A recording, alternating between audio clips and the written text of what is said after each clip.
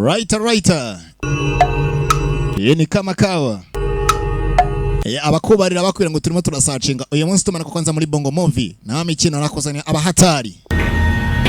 Offside. Kabiri Kanumba the great film. Vijay Robert ndetse na The Home Camp Studio. Barakubwira ngo ntuzavuge aho hasi ngo ntuzavuge ko batakohaye mu bonjo cyangwa se usiseme ujaonywa.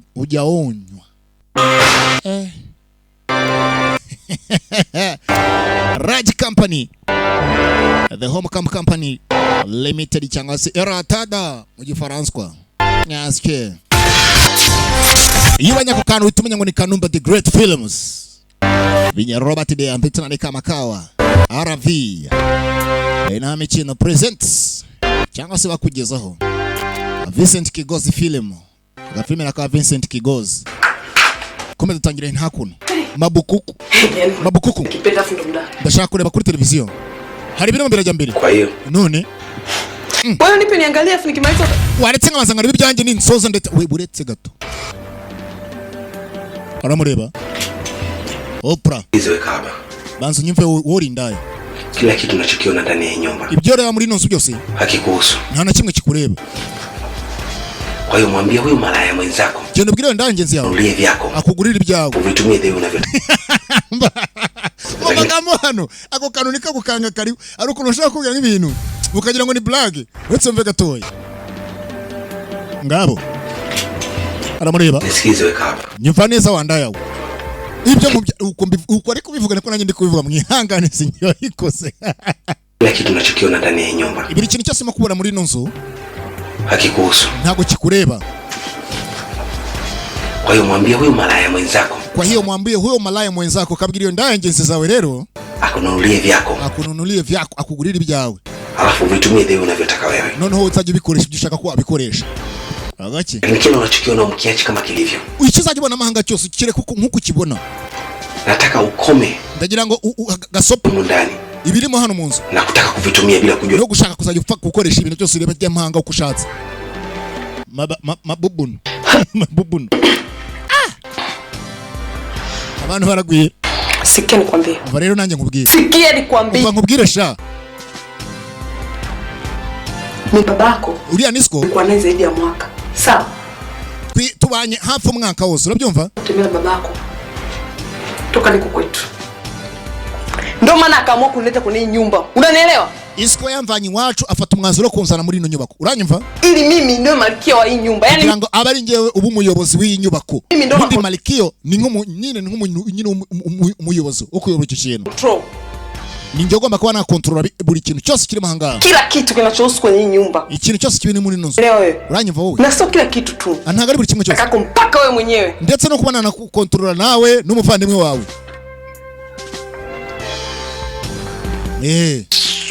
Ni kwa kundi sasa kugira ngo sobanukirwe neza. Ni kwa kundi umugabo yarabyaye abana mama wabo agapfa. None byarabyo bigakura ukabazanira umukobwa kugira ngo aze. Hino kazana umugore mutoya kandi utazi kumugorozanye. Angana n'abana bawe. Ni muri icyo cyiciro. Kurikira agafilime. Bitch. Urindaye. Can you shut up? Yewe we, ceceka. Can you shut up? Wakwihangana rwose ugafunga umudomo.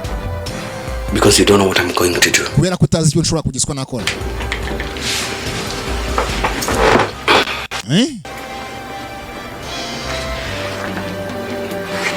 What's your name? Uzi ni kintu? Don't bother. Prostitute. Uzi icyo witwa hano? Witwa indaya. Nyumva neza. Uri indaya. Nakurumia sana. Kwa sababu unamtukana Hakimu wakati hujui kubwa gereza. Uravuga gusa. Ariko utazi neza komeza nk'umuntu uri muri mabuso ufunze. Ondara yanika. Ete. Ngwiki? Koko? You're right. Sawa uri mukuri. Yeah. Sawa. Ilo umekosea kidogo, ilo neno lako hujalitendea haki. Ikibazo ni kimwe no kwisha magambo wakayavuze uyujuje hakuna kugeza yuzuza neza rero. Yes. Yego. Prostitute. Very professional. Uri inzobere pe. Yani malaya yule bubea kabisa. Sipingani na wewe. Iriyo ryo kuvuga ngo umuntu ngo ni indaya. Nje nango mfite umwanya kuba nahangana nawe. You know what? Aze nibindi? Kwa kadata na mimi. Je na papa wawe? Anampa alikuja na jibana ndo ntabwo uzino none ibintu mukorera mu gitanda urahonga gusura asabye umuntu ushaka yakubwira gutyo nanguze ibyo nkorera so mu gitanda ibintu byabaye ibindi Wewe kangu. Hizo mundani. Na na uhakika 100% hata wewe unazitaka hizo raha. Rega nabira byishimo maso urumva rega namwe murabishaka ijana kwijana. Kwa taarifa yako nikikwamulia hata umutoka. Reka rero nankubwire ndamutse mwire kuri naho bwawe ni wahapfa. Ngwiki? Are you pushing me? Uransunitse nasoni. Utaisoma. Uraza kubisoma. Bitch, are you pushing me? Wewe mabesho uransunika. Unasukuma mimi? Uransunitse wowe? Do you know me? Uransubundi? Yes, I know you. Ndakuzi nyine. Very well. Ndakuzi. You're stupid. Uri ikigoryi. Am I stupid? Njye ni ikigoryi. Ngoja nikuoneshe. Uretse nze nkwereke icyo ndicyo. Ngiye kumutara bagisi. Ayigarukiriza hafi. Ni unashindwa kuwa na moyo subira? Hako mwana kutagira umutima kwihangana. Stuart, I'm your brother. Ndi umuvandimwe wawe. Kwa nini unashindwa kuwa na moyo subira? Kuki udafite umutima ariko wo gutuza?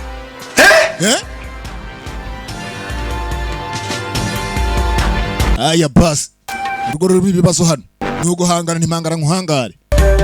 Katurore. There. In. Turatangiye none musaza. Zirazari incamake. Offside. Hidden truth. Kuruko naka uwo ngubonye. Hanyuma abo nabo babaye abo ngabo. Kameramani nabo abo. Nibijyanye n'imiziki n'urumuri uwo hasi. Amajwi ibiki nuwo. Ngije muna baragiye basomera kenshi. Mwagiye mwihangana. Gusa ngo mugomba kuba mwamenya gusa wakeditinze ni Vincent Kigozi. Ba producers babo ngabo, executive producers nabo baba. Arangije Kigozi aranakayobora. Kimba ntaba. Sema hivi. Mba rero nilipoamua kukaa na huyu mwanamke. Ikintu cyatumye mfata umwanzuro kugira ngo mbane n'uyu mugore ndagira ngo ngene pose kugira gusobanura. Utimamu. Sikukurupuka.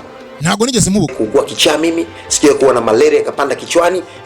Sinashaka kugira ngo nzabone ndwaye malaria, sinzamuke hata siku moja. Nta n'umunsi n'umwe. Akili zangu njema kabisa. Ninjye mfite ubwenge bwanjye buzima, ntago arupfa ngo ibintu napfuye kugezwa nahitamo nkisanga byambayeho. Urumva? Sasa nasema hivi. Rero ndababwira ngo nasema hivi, nataka huyu mwanamke aheshimike huko ndani. Nashaka uyu mugore yubahwe muri uru rugo. Huyu ni mwanamke wangu. Ni umugore wanjye. Mwanamke kukaa naye kama mbaba. Ni umugore nafatiye umwanzuro kugira ngo mbane nawe. Mimi ni mtu mzima, siwezi kukaa peke yangu. Umva genda umuntu mukuru mwana nago nkeneye kubaho njye nyine. Huyu ni share maisha yangu mpaka Mungu atakapo. Uyu niwe muntu wanyuma mu buzima bwanjye tugomba kuzarangiza mu buzima sigaje ku isi. Urumva? Anachosema kiheshimike kwamba mama amesema. Ndagira ngo rwose mwubahe, niba mwumva ari n'ikintu navuze mumenye ko ari mama wanyu no mukuvuga. Msemaji mkuu wa nyumba. Urumva? Sasa anayetaka kusikia haya na asikie. Ushaka kumva rero ari isoni azabyumve ko ari isoni nyine nimba papa wanyu yarashatse umugore ukiri mutoya, ariko ikintu cya mbere mumenye. Masaa 24 anayetaka kuishi humu ndani afate rules. Sasa reka mbahe amasaha 28 na wapa amasaha 28. Sasa mbahe amasaha 28. Uwumva ashaka kuba muri uru rugo akurikiye amategeko y'uru rugo arugumemo. Uwumva rero udashaka kugera swaba muri uru rugo muri amasaha 28 atanga igisubizo. Yes. Yego. It's too much kabisa. Narengere. Kile mzee, huyu mbona tumeshaumaliza? Nisi papa kubyo bintu twabirangije. Sidhani kama tuna haja kuendelea kuumiza vichwa vyetu hapa. Ariko nta mpamvu yo kugira ngo dufunge imitwe yacu. Hatuna haja hiyo. Ntago twe dukeneye iyo mpamvu. Labda tuulize wenyewe usika kama umekwisha. Oya. Umugabo ifitiye umududu nawe urabyumva wowe wicaye hasi we gafunga mutwe sura ushkiti hati mutima bubuna yes niko aravi shushu bebe talk to me ngamvugisha Nisijikubali. Nje ntago nabyize nukuri izo mbabazi Kaniombe msamaha. Bansaba imbabazi pe Kaniombe msamaha. ndashaka rwose ansaba imbabazi. Wewe unasikia mama yako na urumva ibyo nyoko ari kukubwira mama? Wewe usikii mama yako anasema muombe msamaha? Ntago mva ko nyoko ari kugira ngo musemba bazi. Wapi? I'm not ready for that. Nje ntago rwose niteguye gutanga imbabazi. Kose mwana wa kuvuga ngo mbabarira. Give me time. Reka mu mwanya nimbona ko ari ngombwa nzamusaba imbabazi. Acha njifikirie. Reka nawe yitekerezeho. Kwa masaa 24. Ngo aya masaa 28. Kama huwezi kutoa majibu kwa masaa 24 kumwomba mama msamaha, tafuta mahali ukae. Sasa rero ngo aya masaa 28 nimba utaraba wafashe iminsi kugira ngo wasaba mama imbabazi ushake nyine nawe ugomba kugisiko wajya. Urumva? Arahaguruka. Aragenda ajya mu cyumba. Kwa nini kumheshimu mama yako? Si wewe nakushaka kugisiko kubaha mama wawe. Ni aibu tu mnanitia. Akana ikini kuno nukunsebya. Muransebya pe. Asa mama imbabazi base mama barangana. Toka. Una ni wanatoke. Ngoro hii. Igitutse nacyo. Tanzania bagira Stuart. Roba haya masaa 28. Mzee amenipangia safari ya kwenda Kampala. Ndashaka kuba najya muri Kampala mu bijyanye na business. Hapa. Urumva? Nataka nikwambie jinsi gani ya kuishi baada ya mimi kuondoka. Gusa nagira ngo mbanze ngusigire uburyo bwo kuba wabaho mbere yuko ngenda. Basi cha msingi na ujifanye mjinge kwa yule mwanamke. Nagira ngo uriya mukobwa Alicia yigira ikigori. Sibyo ko ngo mashike kugezwa mwakuzuzanya neza. Kizungumza A na wewe zungumza A. Naramuka avuze A nawe uvuga ngo A. Ili wewe uweze kuishi kwa amani. Kugira ngo ukomeze kuba uri mu mahoro. Nta kwirwa mubaho mumeze nk'abantu bamugizwe bahangana. Okay? Uranyumva neza? Bani hapa. Unajaribu kutoka. Yenda nibura biraza kugizwe byaza gutanga amahoro muri urugo. Kugira byose bitaza kuba. Ndakeka urimo kugizwe wanyu byo nkubwira. Yego. Ubabwira. How long you gonna stay there? None uzaguma hakurya yese? Kama wiki mbili hivi. Ndaza ko haguma ibyumweru bibiri gusa byonyine. Cool. Byiza cyane man. Yo nigga cool yo bo. Yo mwita Steven Kanomba nyakwigendera. Cool man, cool. Learn how to live with that chick bitch. Man, ibaze kugira ngo unsiganire amabesho iri manga mu rurugo. Iri andaya. Iri amayibobo. Ngo nyubahe. Mdingi amesitisha huduma zote za kiuchumi kwangu. Ikintu cya mbere uriya For about 2 weeks. Man, ibyumweru bibiri kweri mwana muvandi. Man, I need money. Man, nyine amafaranga. I don't want to suffer. Kena ngo nshaka gukomeza kubaho mbabaye. Sasa sijui hilo kwa sababu nimeshafikiria hata kabla hoja. Ibyo nabitekerejeho. Ariko nitakiisha naye kama mazingira sawa kabla sijaondoka. Ndaza kugira ibintu byose mbitunganye mbere uko ngiye ko nafata urugendo ngo nerekene ngende. Tutawasiliana. Sijyo nge nawe tugira gutya tugira ukuntu tuza dukominikana. Sijui hilo. Wewe gusa ntubigire ikibazo. Kuri ibyo. Bye my brother. Samani niga yoko boy. Yo mama. Komao.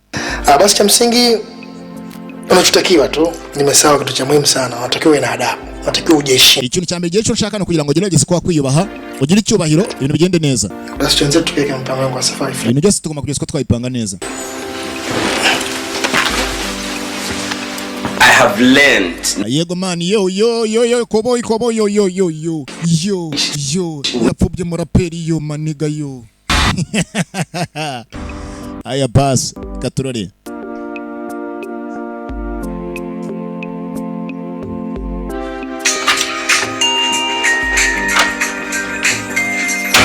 Barakwereka ko uyu agomba kugezwa ajya Kampala akahamara 2 weeks. Katurore. Hello? Yego. Habari ya saizi? Bimeze bite? Salama tu. Nanjye meze okay. Okay, basi na shida. Wewe ntaribi? Nakuja muda si mrefu hapo. Ndaje rwose mpagere ntago ndi butinde. Yes. Yego ndaje. Katurore.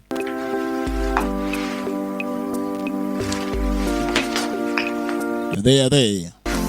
Offside. Hizo zose nakuwa kuri YouTube channel video Robert ndetse na Nika Makawa. Nya. Saizi hapa. Muraho nyakubaho. Salama. Nanjye ndaho ndakomeye. Aya bas. Katurore. Inspector Manifla. Kuna nini tena? Tulia kwanza Elvin. Naona ikibazo ni abanzo tuze bana. Tarajia. Yes. Kuna mambo kidogo ambayo nataka tusaidiane. Aramagambo make nsaka kugira ngo nyine tuwe twafatanya. Utaendelea kuifanya vile vile. Uzajya ugenda ubikora kwa kundi ko byari biri. Kuna mambo nilitaka tujadiliane mimi na wewe. Hari ibintu nshaka kugira ngo nyine twashe kugeza twavugana. Alvin. Sawa, mimi niko nje. Sawa, mbaye ndi hanze gatoya. Bini turaza kureba.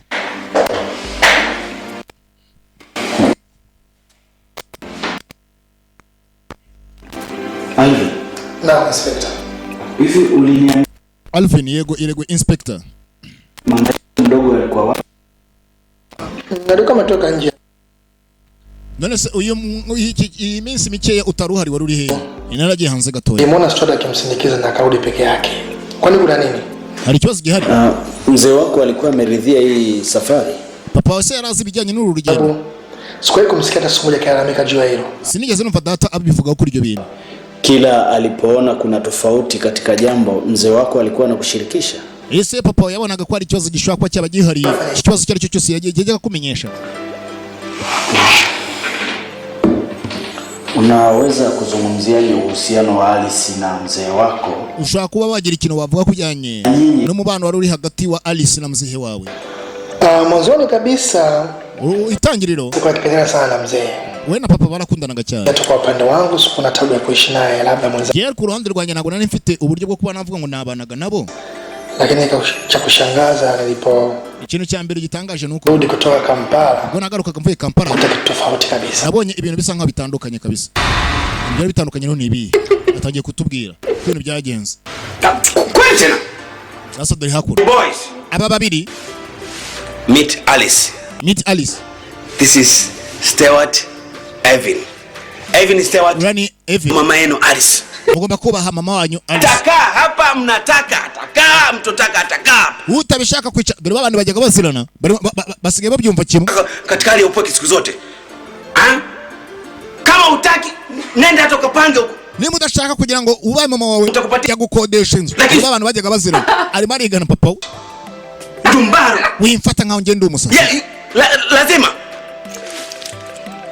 Akora muri net agahanagura akambara. Ingore kwigana papa.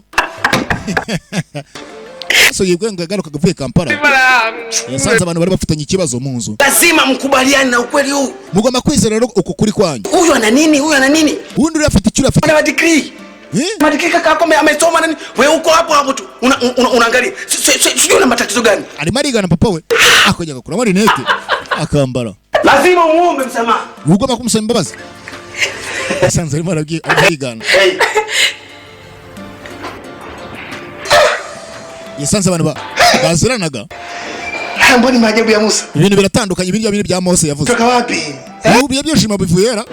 Naona furaha ni imezidi. Ndabona rwose kabisa ibyishimo muri runo rugo kabisa birenze ukwemera. Uchizi hapa anachekesha mimi mama. Yari arimo aragereza kuba yansetsa rwose arimo kwigana papa. Wala basi ndo Mungu wangu anazidi kuniomba afu tu hapa. Mbega. Stuart hajafanana baba, mimi ndo nimefanana baba yangu. Yewe ntago Stuart rwose asana papa, ninjye usana papa. Copyright na mzee. Ninjye rwose usana papa ndi copyright ye. Yes. Yego. Hivyo. Lakini yote mfano baba. Ariko mwese marasa naso. She's very wrong. Look at me. Mimi ndo nafanya mdingi. Huyu kafana na mama yake. Ngewe nisanga muzee ule agasanga nyina. Kila mtu na mama yake. Bivuze ngo buri umwe afite mama we. You don't know? Ntabwo wari ubizi. Mimi mama yangu ndo alifariki juzi. Mama wanjye yapfuye ejo bundi ngewe. Yake anakaa Mwanza. Mama waba muri Mwanza. Sims dad ajya kuambia kitu kama hiki. Ntabwo nzi ko papa yigeze akubwira ibintu nk'ibi ngibi. Bivuze ngo ngewe n'uyu musuka duhuje papa ariko ntabwo duhuje ba mama. Mwihangane. Wonderful. Ni byiza cyane. Rafiki no mashaka. Iyo ni ibintu bibaho. Niyo mubano w'iyisi. Muvandi. Can I have a gift from Kampala? Hari indi mpano wanzaniye kuva Uganda.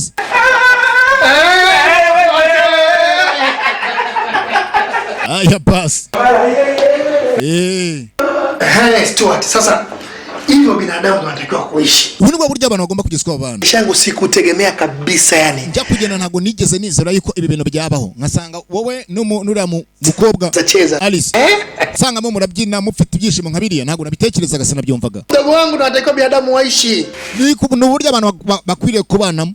Mva. Nikaa chini. Nikamsoma. Niche hasi ndamwiga. Nini? Nikaona kuna haja kulumbana naye. Bwana na mpamvu yo kurwa turwana. Birangira nyine twibereye. Hawezi Kampala man. Abantu b'inshuti mwana ngambwira Kampala imeze teze. Very busy. Ewana kabisa uriya mujyi ni umujyi abantu baho baba bari busy bahuze buri muntu wese abahugiye mu bye. Busy sana watu. Pesa kugira ngo uzagirane gahunda n'umuntu hari ahantu ni ibintu bihambaye. Abantu bose baba bahuze baba bari mu byabo. Kimbizana. Kwa hiyo ndo hali halisi jinsi ilivyokuwa. Ya nuko ibintu byari bihagaze. Kaka kitu ambacho nikiwa niko kwenye ndege. Ikintu nabonye mu ndege. Kwa club. Sasa radio ni hii usiku mdogo wangu hebu nisindikize club kidogo tukaenjoy.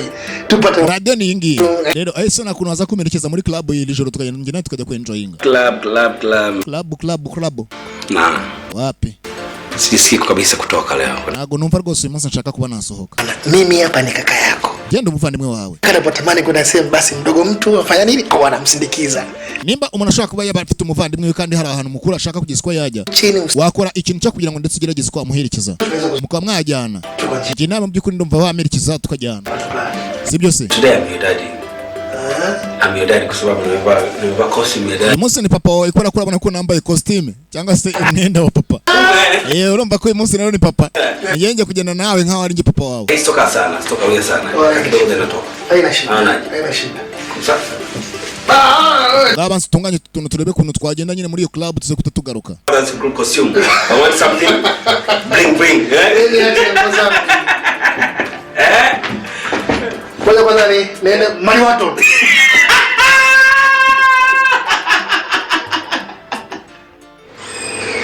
Aya basi fere mbere basohotse bajya muri club. Bajya kwinywera akantu. Anko kanya. Anca ihembe.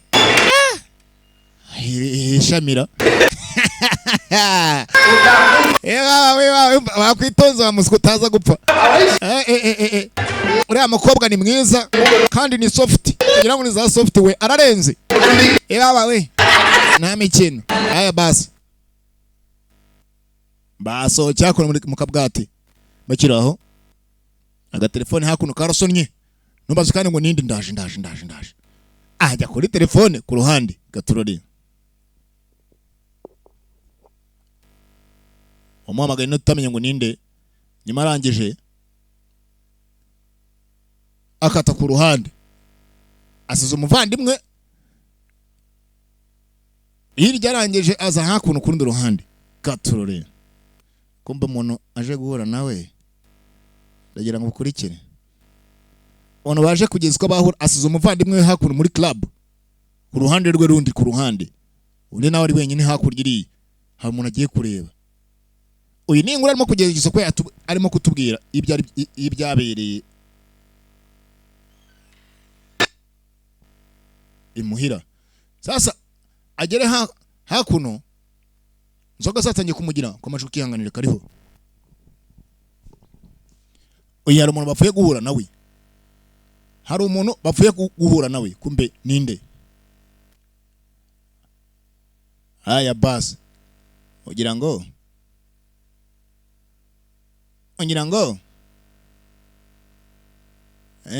aza huko si demo bitari demo rya muzehe sinzi gaturore musora byibaza ku kantu kamajwi rwose ukihanganire kariho. Aya basi there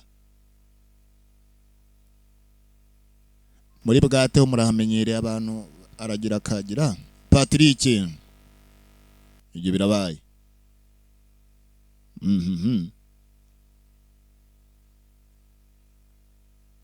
Tuvuye kuri ruhande tukurikira hakuno mu rugo. Daddy. Papa. Shikamoo. Mezutera. aza huko Wewe mezute? Salama tu. Na mahoro. mbona unaonekana huko sawa sawa? Umuntu abona umeze neza ra. Ufite ikihe kibazo? Hapana, niko sawa, labda ni uchovu tu wa. Meze neza usibiye ko umunaniro gusa wonyine umuntu. Vipi mdogo Halisi yupo? Murumuna mama arahari. Sema anaenda kwa shangazi yake. Wapi yavuye hangaha? Mama mdogo cyangwa se mama wanje, mama we mutoya. Ati wapi yavuze ko agiye kwa nyirasenge. None Kuna matatizo? Ari kibazo gihari? Hapana mzee, tatizo hakuna. Kibazo nta. Peke yako inabidi nimuulize mdogo Halisi yuko wapi. Anyway, baba. Nifuza ko nabaza. Wacha mimi nikalale. Reka mbaze nje kuryama. Kagira ijoro ryiza. Yupo? Hai, good night. Yuto. Sawa, ijoro ryiza ati nawe nuko. Gusa abonye murumuna we ameze nk'ari kuvugana na nyina wabo cyangwa mama wabo wundi mutoya babazaniye. Bari we cyangwa nabandebye nabi. Yashaka kunamaza rizunguza. Umugore papa yashatse abonye murumuna we muri bwate. Barimo baraganira. Bari we cyangwa nabanarebye nabi. Ibi ni biki? Aronyasubiza ugonga inyuma. My boys. Bahungu banje. Huyu mdogo huyu. Fulani we mutoya. Anaitwa Stewart. Bamwita Stewart. Na huyu anaitwa Alice. Yeye bamwita Alice. Mzee mimi si Alice bana, naitwa Alvin. Yeye nitwa Alvin. Nago nitwa Alice, nitwa Alvin. Oh my goodness. I'm sorry, point of correction. Mwihangane. Alvin. Nitwa Alvin. Kubwa. Niwe mukuru. Ni mdogo wake. Urani murumuna we. Ni watoto wadogo sana. Na abana batoya. Urumva? Kutana na mama yenu mdogo anaitwa Alice. Muhure na mama wanyu rwose mutoya yitwa Alice. Ana we muraho na uraho. Murahasha. Daddy. Papa. Hiki ndio kikambo ulisema unataka kuongea na sisi. Ibi ndio tubwira gushaka kuganira natwe. Yes. Yego. Wewe uone kwamba ni kitu cha maana hiki? Nagona ko ari ibintu biri important cyangwa se n'ingenzi. Waita ni watambulishe kwa mama yenu. Nshaka kugira ngo bahamagare mbahuze na mama wanyu undi. Kuchukua huyu mama yenu mdogo? Kugira ngo mufate mama wanyu rwose. Kikuta ni mayai tu mezani hamjui ni. Tasajya mugira ngo na amagi musanze ku meza mugapfa gutoragura uko mubona. Papa. We need to talk seriously. Right now. Wapi kabisa. Moto yarabyangaga. Nigeze ashigikira se kuri bino bikorwa. None akakanya ni gute abantu nka barashaka kugezwa no barimo kugezwa babyumva kimwe. Ibintu bitumvikana. Gaturore. There.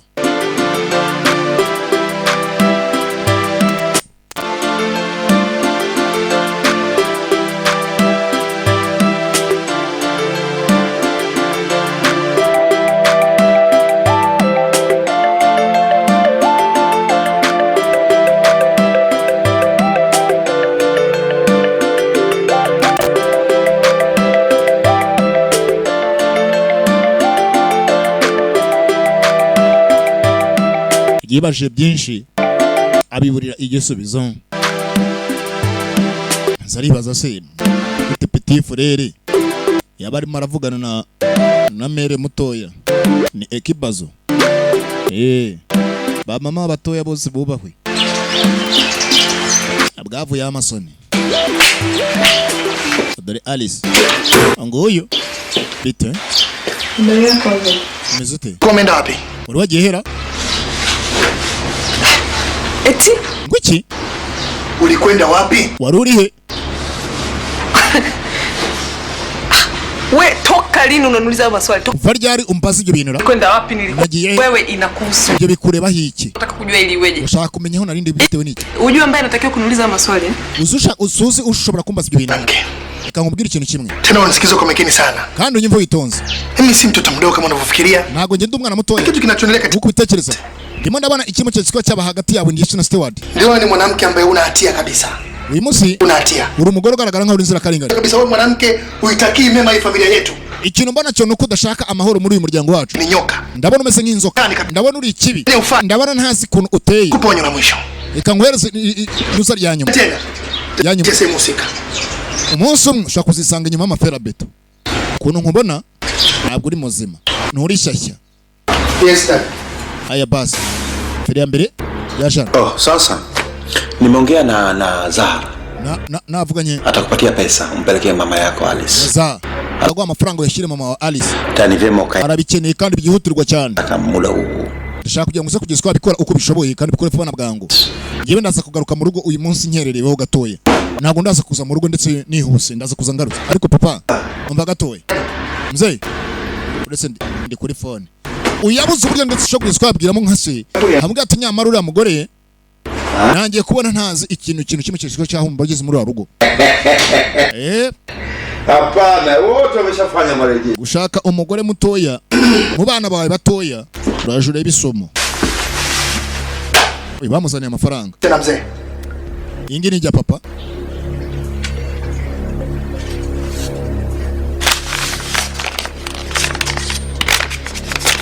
Ini bya papa. Una lingine? Ari indi futera? Ipo tena kubwa tu. Irindi rinini. Ngoja nikuulize kitu kimoja. Kama zangu baze kimwe. Unafanya kitu cha ajabu ambacho unakifanya katika nyumba hii. Yaani hujui kama huyu mtu na baba yake. Ariko so ntago siko buri muntu wese aba afite se. Sasa wewe kitu gani kinachokufanya wewe ushangae wewe mtu mzima na kile? Wewe si mtu mzima. Unaona tsaba ni cyo kimwe gutuma utuma suri umuntu muzima. Ufite ubwonko buzima. Unasema? Uvuze ngo iki? Natushangaa ni kitu gani? None utangazwa n'iki? Ndatangazwa n'iki ngiye? Uone? Wewe ntago ubona? Jesus Christ. Wewe mwanamke wapi? Uri mugara bundi wa he? Yaani umetokea katika jamii gani wewe? Bundi wafuye he? Miko na kunga za jamii. Umetokea wapi? Bundi wafuye. Yaani uone kama unafanya kosa? Ntago ubona ko ukora makosa. Mwanamke ni mwendo wazimu wewe. Wa mugore uri umusazi. Unalana. Wewe kabisa wewe warafuma. Umva. Wewe si ukojili, si ulizee, si ulijitula. Bundi jani nibaza ni buri igisaza, ni buri igiki? Hebu nini? Iki? Kila mtu anataka kwa muda wake. Buri muntu afite igihe cye. Hata wewe ukitaka pia. Nawe nushaka. Kwa muda wako tu. Ku mwanya wawe nawe nagupangira. Wapi wewe? Wao wapata wajinga. Wabonye ibigori. Kwa mimi na akili zangu timamu. Je, mfite ubwenge buzima? Wewe mwanamke utakuwa ni muuaji wewe. Uri umwicanye ahubwo. Mko na yako jambo. Wowe ufite andi magambo. Kuitekeleza hii familia lakini huwezi. Wowe muragira ngo urimo ategura ino muryango ariko ntabwo uzabishobora. Fikisha mzee hili swala. Lazima mzee atambue. Muzee agomba kumenya bino bintu. Na Stuart. Wowe na Stuart ibyanyu. Aramuseka. Araza kumenya ibye ndetse na Stuart. Muzee arangije. Sumbua tu. Urimo uranisha umutwe. Kwa sababu nitamwambia wewe ndo unanitaka. Ndaza kubwira bwo siko yuko umeamua kumusi yuko ari wowe unshaka. Nguvu nyingi sana. Uri gushaka kugira ngo nje Stuart umukure shi hano. Ngo amefika. Au jui. Amafaranga uri nanga? Kigoryi, Karitasi, Kabodashani, Kabotindi. Fata. Okapawe. Aya bas. mwashatse cyana. Papa yashatse umwana ukiri mutoye. Baba we. Oya kijya gukata. Dore ko boy. Dore ko we Stuart. Vayo hano. Urigira nkaho utambonye. Ni givuye yo vuye kunyinyira. Ni utoto tukikuwa utaacha. Ubwo bwana urimo urakora ugomba kubureka. Usiokuwa na haya. Nta n'isoni ufite. Hata sura aibu una. Nta n'isura rwose ufite yo gukorwa n'isoni ufite iki mwana. Kwani watembea na Alice? Ni gute ushobora gusohokana na Alice? Gute? Haujui kama ni mke baba yule? Ntabwo uzi ko ari umugore wa papa. Yule ni sana mama yetu sisi. Batubwiye mama wacu. Cool down. No man tuza. Need of complaining. Man no siku kirimo guhuza ibintu. Because of that bitch. Kubera impamvu yiri amabeshu. Let me tell you. Yule amekuja kumchuna mdingi. Uriya yaje kugira ngo amuchune mdingi. Uri kumchuna mdingi. Igiswahili. Bano menye ko nge nize neza. Igiswahili sinzi muri bare y'abana njya numva kunda kugezwa basobanura. Muzababaze.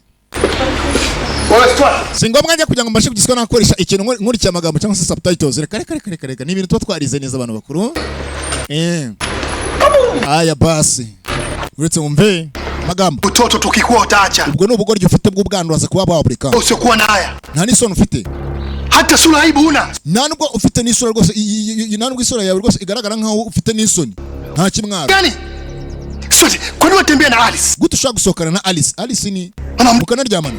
Uriya mugore. Haujui kama ni mke baba yule? Ntabwo uzi ko ari mama ari umugore wa papa. Ni sana mama yetu sisi. Uriya ni mama wacu ubu ngwizi saha. Cool down. Mwana tuza. Need of complaining. Wishaka guhuza ibintu. I mean away because of that bitch. Uje nawe ngo tugirane ibibazo kwera iriya mabeshu. Yule ni malaya tu amekuja. Yani ndaya mwana. Yaje kugira ngo ibe yacuna papa mdingi. Undi mdingi ni nko kugira ngo umuntu aza kugusoroma. Nataka uelewe kitu kimoja Stuart. Kugira ngo ugire ikintu umenye Stuart. Alice mama yetu mdogo. Wewe Alice Sio malaya kiasi gani? Sawa? Nuga bari ndaya wengana gute. Tagwa yule. Na mzee katambulisha kama sio mama yetu. Wibuka ko ari mama wacu. Papa yamutweretsa tubwira ngo iko tugomba kugiswa twamwubaha. Ntabwo tubwira ngo tujye dusangira nawe ku isahani imwe. Ipako mparamia huyo Alice. None se ni gute ujya kumwurira? Kwa na haya. Nta n'isoni ufite wowe. Ndigane se kwa na haya. Mani, imbwira ibyo bintu muranyigisha se. Let me tell you my brother. Reka nanjye ngubwire muvandi. Just a chick bitch witch snitch. Ila ni bitch witch sneak. Unaona mimi na yetu kama chui na paka. Urabana nge nawe mbere umuri twari tumeze nk'imbeba ni pusi. Chui na paka, undi chui na paka ni imbeba ni pusi. None wowe. Sasa. None. Hivi ilikuwaje kwaje paka ukaamua kufanya kitu kama hicho? Byagenze gute kugira ngo ukore ikintu nka kiriya? I'm not a fool man. Man nago ndi umusazi. I'm not crazy. Nanugo ndi ikigoryi. Let me tell you. Reka ngubwire. Mtu ataneje msiwezi kumfanyia hivi. Njye umuntu wese wiyubashye nago nshaka kumukora ikintu nka kiriya. Ariko ibonye imboga mani ziri ku meza harazabuze ukuntu ziribwa urazinyinyira. Usafiri? Urumva musika kuna nakubye akajambo. Ushaka kuye ko filime ziranga filime na magambo. Ati mtu ambaye anajeshi musozi nikamfanyia kitu kama hiyo. Umuntu wese wiyubashye nango nshaka kubona mukora ikintu nka kiriya. Ariko umuntu utiyubashye nyine nawe urabyumva. Imboga yipfushira aribwa. Kwaje paka ukaamua kufanya kitu? Nigute ushaka gukora ibintu nka biriya? Umva amagambo. Mwana. I'm not a fool man. Nago ndi umuswa mwana. I'm not crazy. Nanugo ndi umusazi. Let me tell you. Reka ngubwire. Ataneje msiwezi kumfanyia hivi. Mtu ambaye anajiheshimu siwezi nikamfanyia kitu kama hivyo. Ati umuntu wese wiyubashye sinshaka kujiswa na mukora ikintu nka kiriya. Ukiona nimefanya hivyo, just know there is a reason. Umenya ngo ninda mukongoza ikintu nka kiriya haba hari impamvu itumye ngera giswa nakora icyo kintu. Do you wanna know why? Uzimani? Mboga zipfushizwe urasinyinyira urazirya. Usafiri? Mimi niko nahitaji pesa. Wewe waragiye sibyo wakoze urugendo ucaho kandi nge nari nyine amafaranga. Mshua kanambia kusudi nipate pesa lazima nifanye kazi. Urumva rero nanjye yarambwiye ubwo wagendaga arambwira kugira ngo mbone amafaranga ni lazima nifanye kazi ati ni ngombwa kugira ngo nkora kazi. Urumva nyine akazi ngomba kuba namukora nimba papa nyine ajyayo. Papa nyine nta muntu uzareza ibintu kandi akiri umwana muto nyine urumva ngewe nagombaga kubinoza. Ni ngaburi nyine kugira ngo kubyumva neza mu Kinyarwanda. Mama na mimi kabidi nifanye kazi akanipa kazi ya kuwa namfundisha gari Alice. Ubwo rero urumva uriko mu magambo ati Alice kintu isa nkorera ubwo naho hasi nyine kuyabasha byiswa bisoma Alice kintu isa nkorera yahise amakazi ko kuzamwigisha gutwara imodoka urabyumva that's where everything started. Niyo mpamvu rero ibintu byose yesi bitanyirira ngo si byose that bitch irandaya crazy musazi irandaya ni musazi urumva ile sometime hadi kwenye room yangu anakuwa ananibukia mimi nifanye nini wakati njoo anajiita mwenyewe none se mwana yansangaga no mu cyumba mwana mugeni ryamye ngasanga arimo kujya ansimbagurikira ubu se kuko muri yagusimbagurikira uri gukora iki urumva nyine nawe chinja nanjye nahise mbaga iyo nyama nimepita nimemchinja iyo nyama nasi nyibaga yikana kuri nyama rero yakugwirira ku buriri ngubura kuyibaga nanjye nasi nyibaga Chinja sio warayibaze yego unajiongopea wewe nta nuko witinya Wala hujui kitu gani ambacho nakiongea. Ntago uzi n'ibyo urimo kuvuga. Swati wewe ni mtu wa ajabu sana. Uratangaje rwose. Very stranger. Tu ina gani usifuate maadili yetu sio Tanzania? Unatembea na mwanamke wa baba yetu. Wewe unatembea na mama n'umugore wa papa wako. Wewe ni shetani unaweza kuwa wewe. Wewe ushobora kuri shetani. Kabisa. Kwako.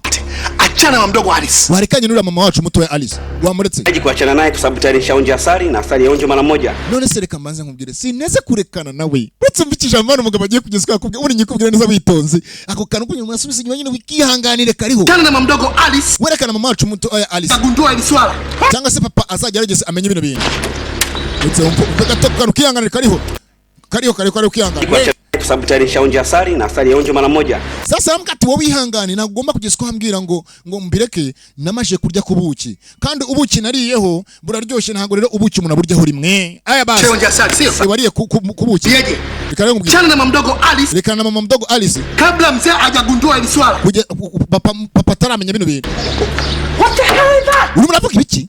What are you talking, man? Uwe mwandoro wakuvuga mwana shumi. Do you think I'm scared of that? Urateka ngiye binda bitinya. Mama sasa tutakwenda kumwambia baba, nenda kumwambia. Nimushaka kujya kubibwira papa gero bimubwira. Chochote. Je nabwo bamfite.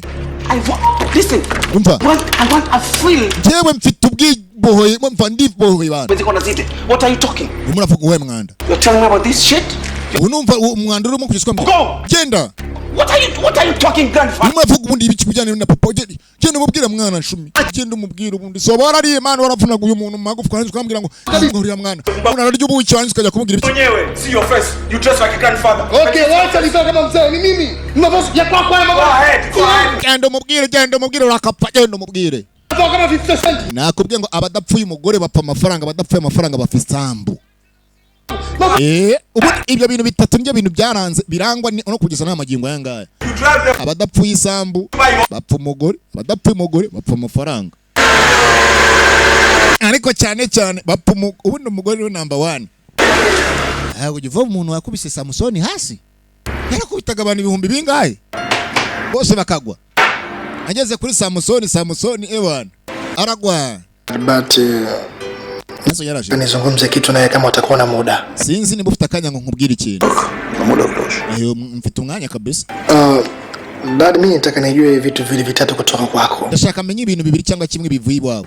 Nianza vipi mahusiano? Wewe wewe na Alice wone mmoja kumenyana mu bano wanyu. Ukafikia tu kumleta pale nyumbani. Watangiye ute kugira ufata umwanzuro wo kumuzana mu rugo. Alice.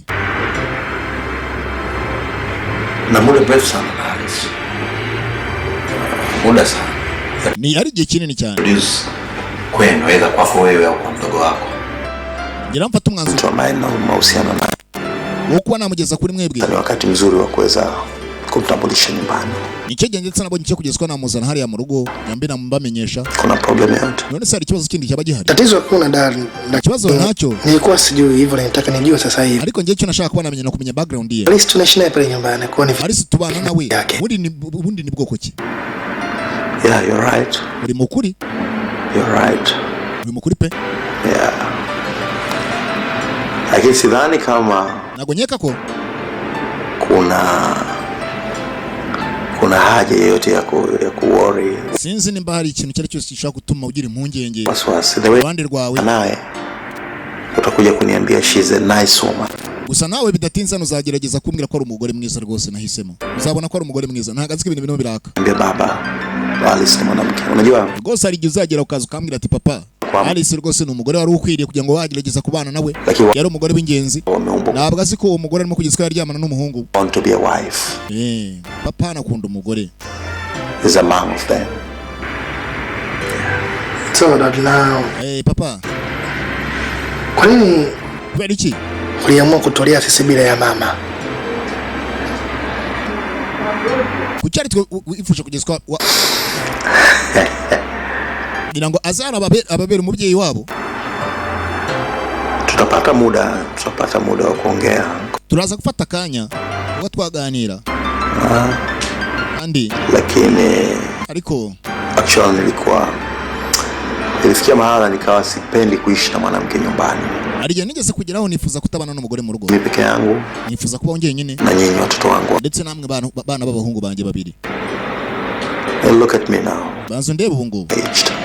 Reba ukuntu ngana. Take care. Urabona nkeneye ku buryo bwo kugerageza kwa ndetse n'ababa hafi. Coffee? Thank you daddy.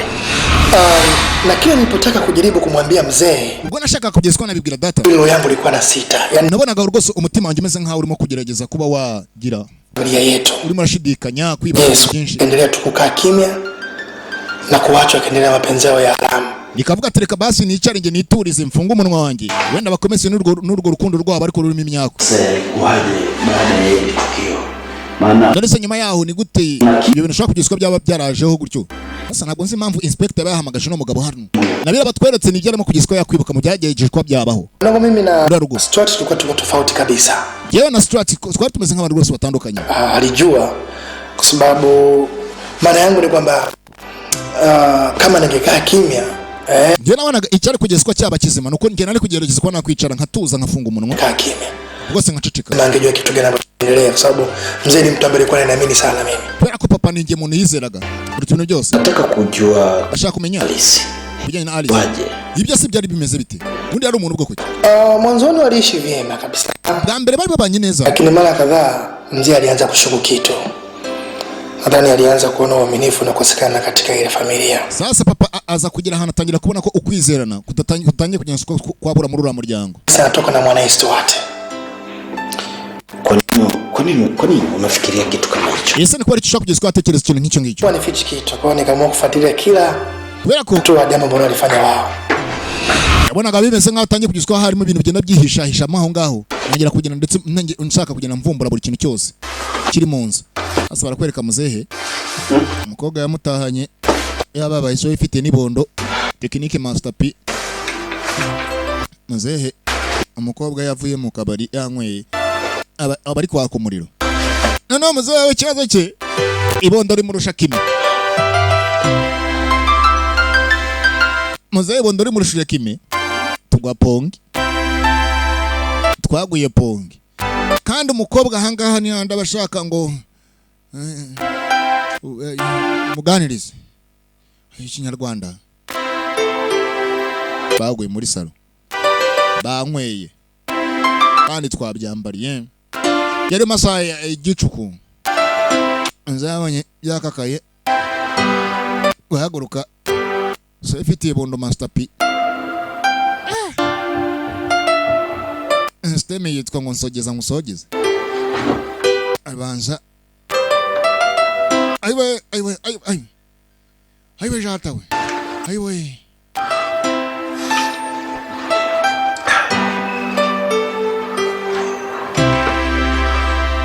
ibyereza ubu ngubu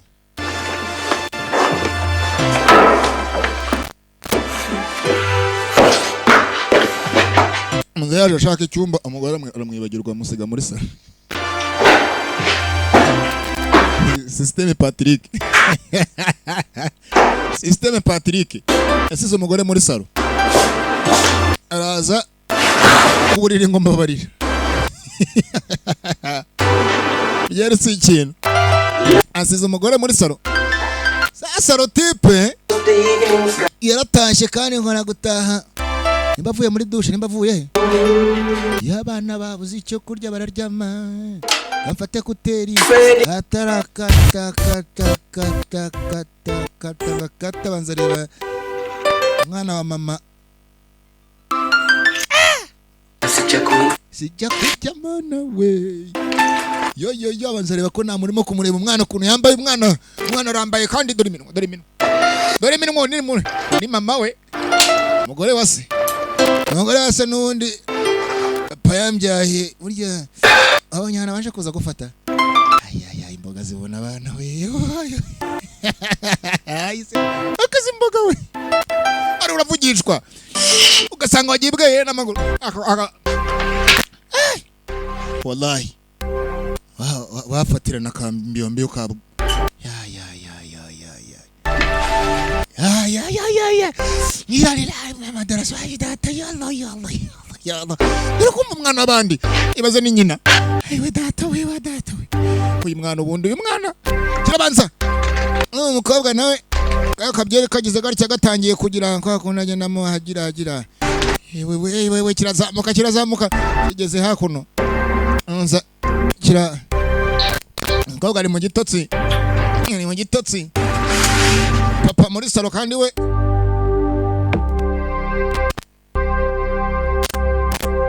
papi igitotsi cyamugize agiye kureba kandi agatotsi kageze ako se naruka naha ariko se umugore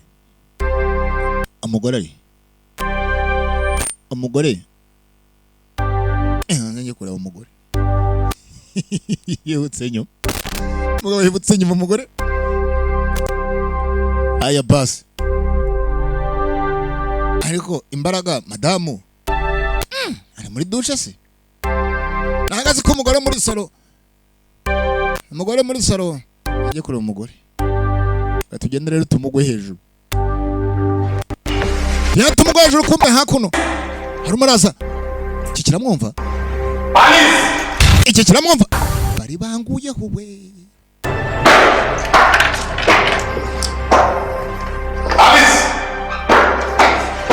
ngira mu icyanyu muzayinjire ani sari muri salo undaca inyuma bebe iki kizamutse abahuye n'uyu yewe bita muvandi mbo yaje gukora ku mugabo umugore sheri Marizo nambwa. ariko se wagira ngo ariwe nimbwa cyarazamutse imboga bazimuye yo undi gushaka umugore ukiri muto ku bana bakuru nk'abariya ni byiza baragufasha avugana ko baragira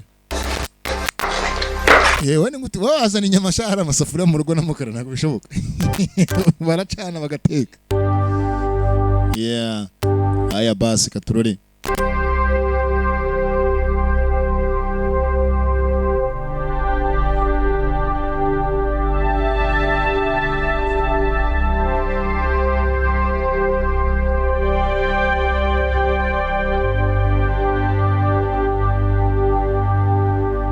daruje kuryamisha umuntu ashe nibara yumve ko ari iruhande rwe nta nkweto ziri ku buriri nta gukuramo ntaki nukugwa gusa mukanya wibuke bamukozeho kandi ari ukuntu nashaka kugukoraho umugore ni maso ni muryerye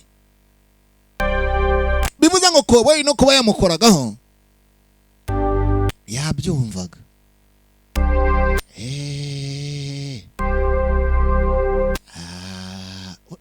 ura babaya ingizaza zicyo kigwa nubundi ni fasta nigendere ze ntago murushya aya basi katurore ijisho umukobwa yari afite aratureye ubundi uyu mukobwa niwe wa mbere muri Tanzania ro umukobwa w'igihangange ufite amaso manini muri Tanzania uri mwiza hanyuma we Masepetu ni wari Miss do Tanzania yabaye na Miss byanyambye bitari bya filime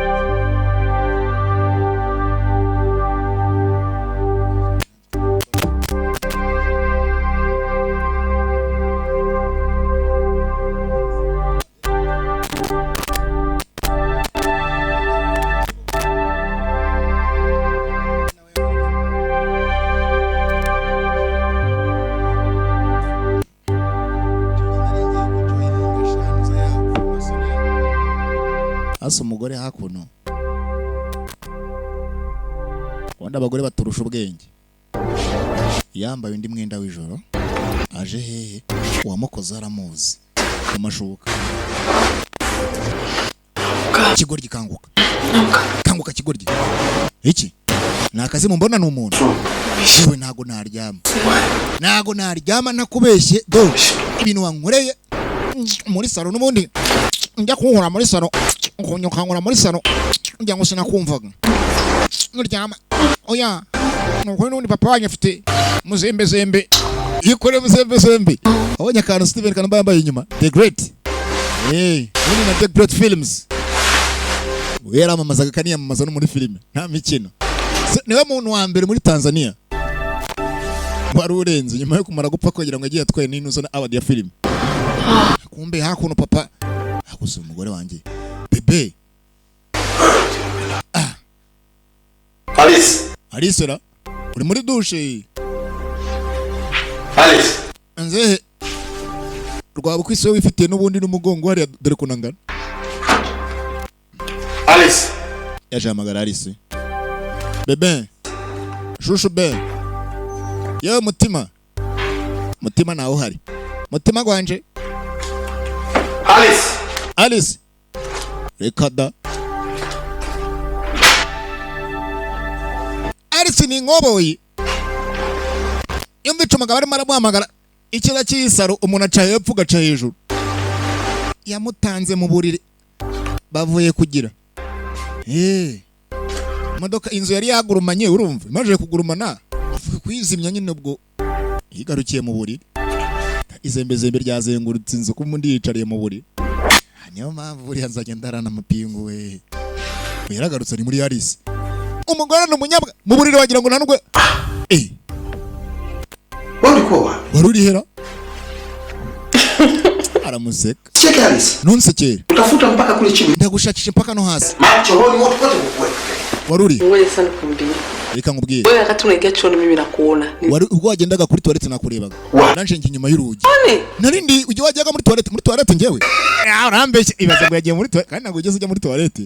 You are not serious kweli uri serious kwako kizunguzungu hivi kimepita yani kwa nini unanifanyia hivyo bwana ese kucyungura ibintu nk'ibyo bana nimeshakuwa mtu mzima bwana pressure yangu ndi umuntu mukuru bana urumva ndi umuntu ufite ubwenge wote ujui mchezo kombolela na wewe kombolela bwana mimi huwezi kunifanyia hivyo mimi nazunguka natafuta bwana mpaka wishaka kugira ngo ndi umwana kwirwa nkuhiga mushakisha hirya no hino unawaje mimi mimi nashuka na sema umwange namanutse gutya none urambwiye ngo yibona nguna yibona guhiga nagushakishe nakubuze naguhigaga bamegana nakoyeraga kuri umukumpiga neza nasimbaguritse naho sheri ngwino mpfa kunyuguza